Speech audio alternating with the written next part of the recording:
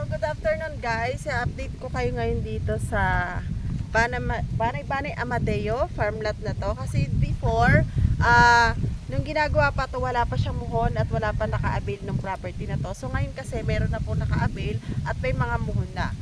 Ito po yung ating entrance. So yan, nakikita nyo, cemented road. Yan, na barangay road. So itong property natin dikit siya sa barangay road. So ito yung entrance. Ito pa ay corner lot. So ayan na po yung muhon. Nakita nyo, may mga muhon na po dito.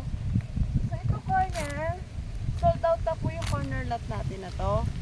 Tapos yung side na yan, yung corner na yan, na tatlong magkasunod, sold out na rin po. So ang facing east po is dito. So itong property na nasa likod ko, yun yung nakaharap sa east. So ngayon, ang per square meter natin dito, pag kinas nyo, ay 3,700. Pag 2 years to pay naman, 4,000, 1 year to pay, sorry.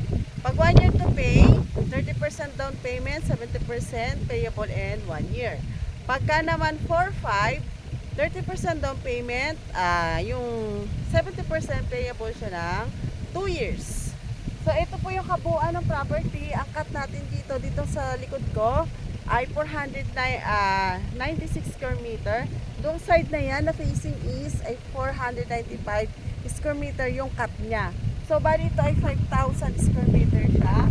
Meron po siyang 9 lots. So ang available na lang po natin dito sa 9 lots ay 4 na lang po. So yung 5 po ay na-sold out na. So sa mga gusto pong mag-avail ng property dito po sa Amadeo, meron pa po kung 4 lots na available. Ito po ay 150 meters away from from Crisanto Avenue po na going General Trias Cavite and Tagaytay.